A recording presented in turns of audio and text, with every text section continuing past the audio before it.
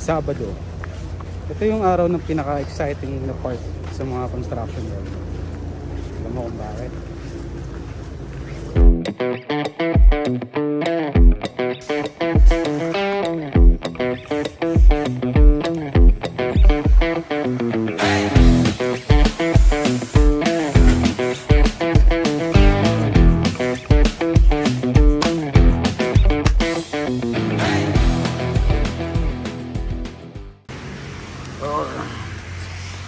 Oh shit, maulan yung sa site.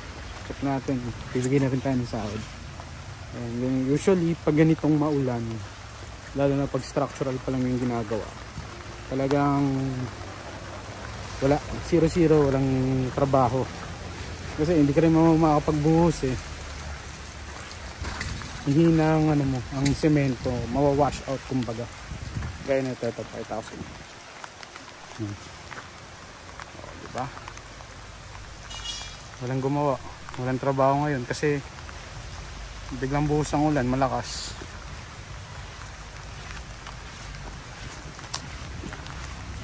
Ito, malaking epekto rin yun. Pero okay lang kung ganun talaga.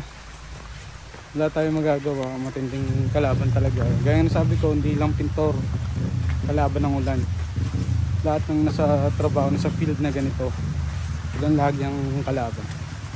Ayun. Tara, dito tayo dun, papasahod tayo.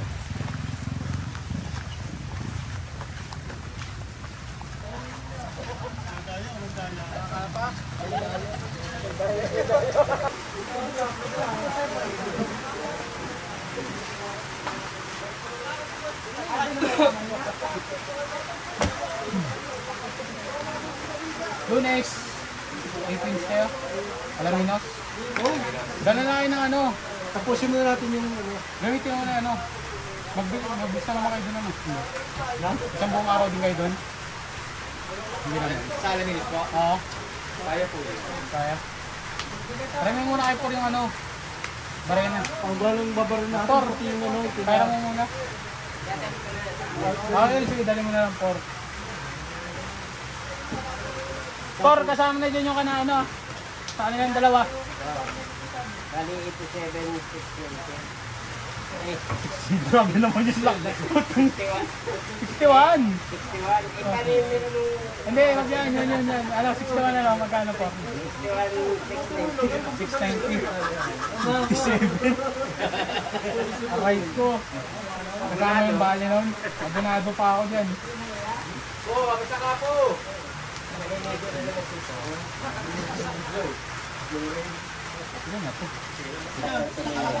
Bolt. Kompleto na rin? Oo.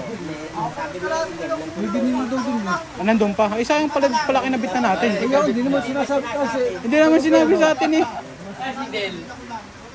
Ben!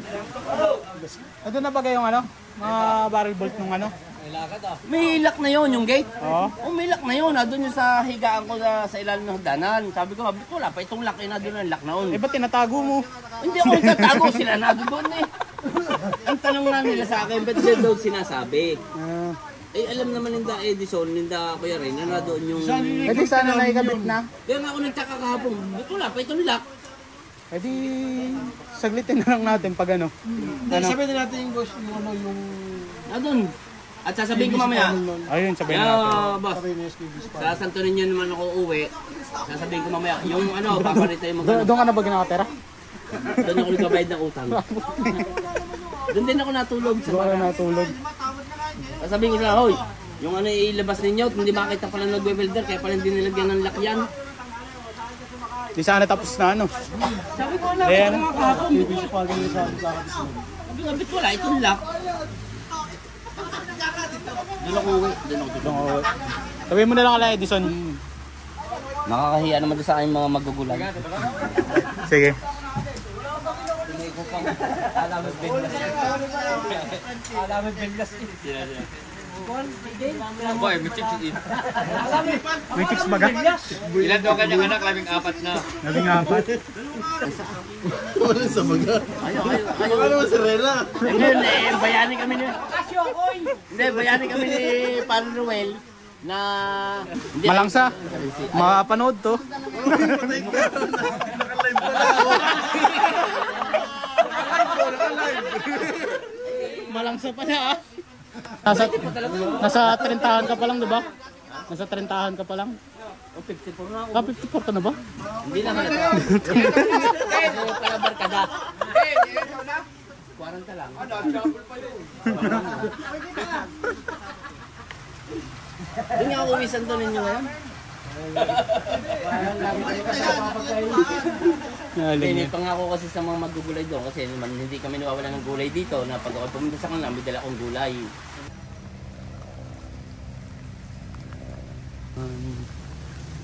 Okay, explain ko lang.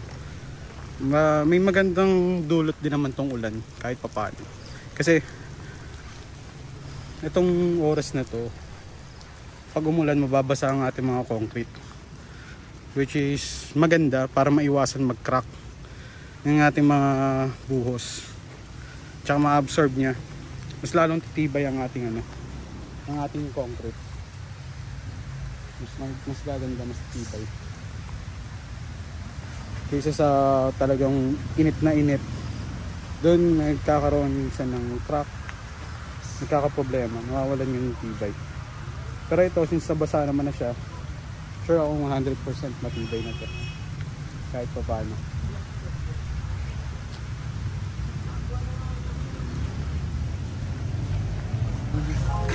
Oras na para umuwi, tapos 4 na din naman. Saka napagabot na tayo ng sawa. Oo. Ingat kayo pag uwi ah. Ingat. Oo, ingat kayo. So yun nga, natigil ang trabaho natin ng alas 12. Pero since natigil ang trabaho ng alas 12, take note na lang natin yun. Tapos tagay sa attendance para paggawa ng sahod, hindi tayo malupad. Kaya ingat. Sige, ingat. Okay. Sige, ingat.